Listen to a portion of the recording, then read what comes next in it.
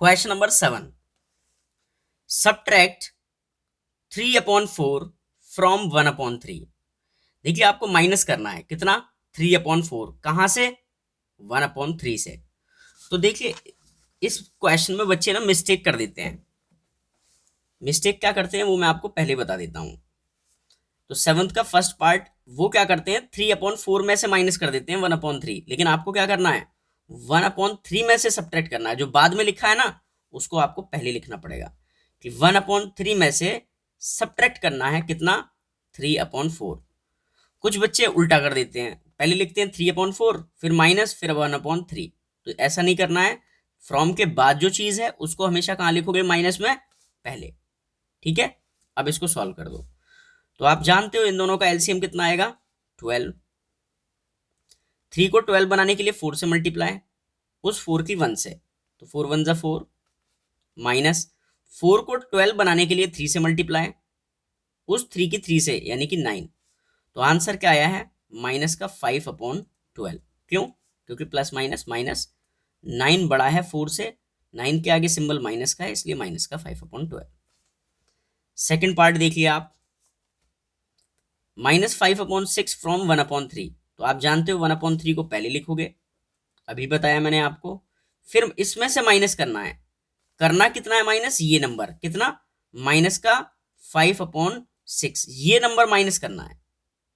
ठीक है, पहले 1/3 लिखा, फिर माइनस लगाया, कितना माइनस करना है, वो ये नंबर। तो ये मैंने ऐसे ही लिख दिया ब्रैकेट में डाल के क्योंकि दो सिंबल हो गए थे। तो अब देखिए, पहले आप 1/3 लिखेंगे, माइनस माइनस प्लस, और फिर 5/6। अब डिनोमिनेटर का एलसीएम लोगे तो 6 आएगा। 3 को 6 बनाने के लिए 2 से मल्टीप्लाई, उस 2 की 1 से, तो 2 प्लस 6 की मल्टीप्लाई कितने से करें कि 6 बन जाए, 1 से, उस 1 की 5 में यानी कि 5। तो आगे इसको सॉल्व करोगे तो 5 + 2 7/6। ठीक है, अच्छा देखिए थर्ड पार्ट देखिए। थर्ड पार्ट में क्या है, माइनस का 8/9 फ्रॉम माइनस का 3/5। तो माइनस का 8/9 फ्रॉम फ्रॉम माइनस का 3/5, ये है। ठीक है, मैंने आपको बताया था जो फ्रॉम के बाद में होता है उसको पहले लिखते हैं, तो इसको कहाँ लिखेंगे, पहले। तो माइनस का 3/5 में से सब्ट्रैक्ट करना है, कितना करना है, वो ये नंबर पूरा ब्रैकेट में लिख दो। ठीक है, अब देखिए माइनस और माइनस प्लस, तो 3/5 ऐसे ही, और ये फिर प्लस का 8/9। अब इन दोनों डिनोमिनेटर का क्या लोगे, एलसीएम, तो कितना आएगा, 45।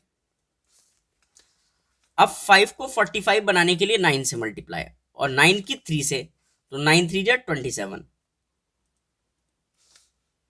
प्लस 9 को 45 बनाने के लिए 5 से मल्टीप्लाई, और 5 8 जा 40।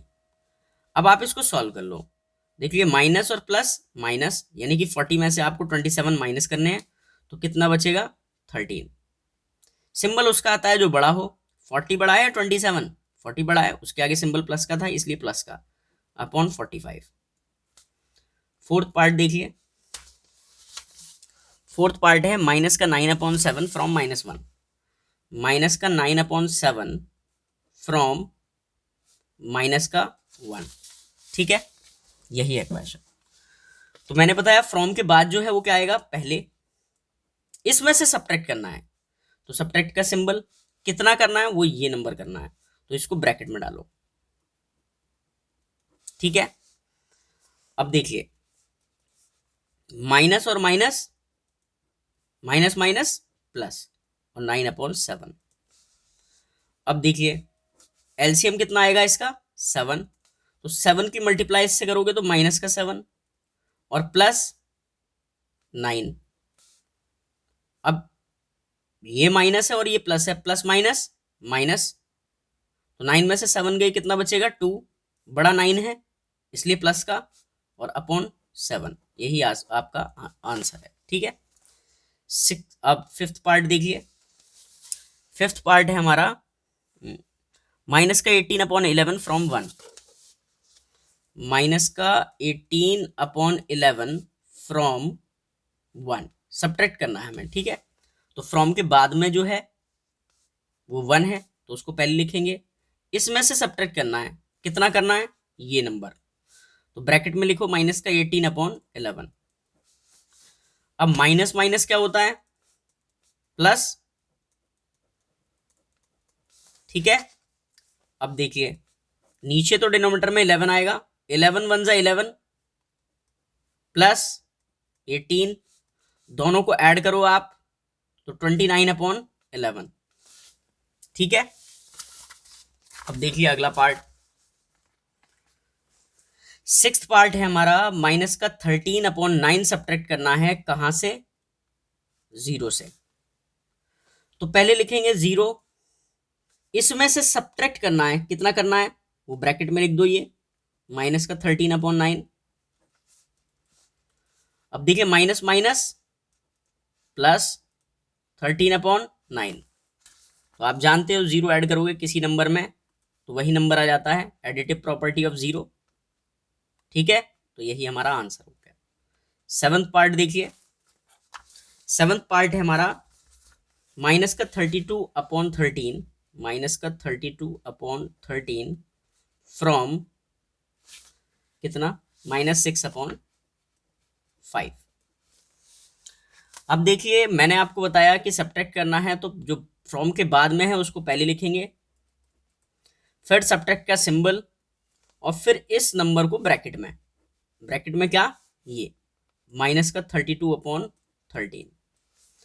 तो आप जानते हैं माइनस माइनस क्या होता है, क्या होता है, प्लस, और 32/13 आप एलसीएम ले लें तो 13 और 5 का आएगा 65, 5 को 65 बनाने के लिए 13 से मल्टीप्लाई, तो 13 6 जा 78, वो भी माइनस का, और प्लस 13 को 65 बनाने के लिए 5 से मल्टीप्लाई, और 5 की जब इससे मल्टीप्लाई करोगे 32 से तो कितना आएगा, देखो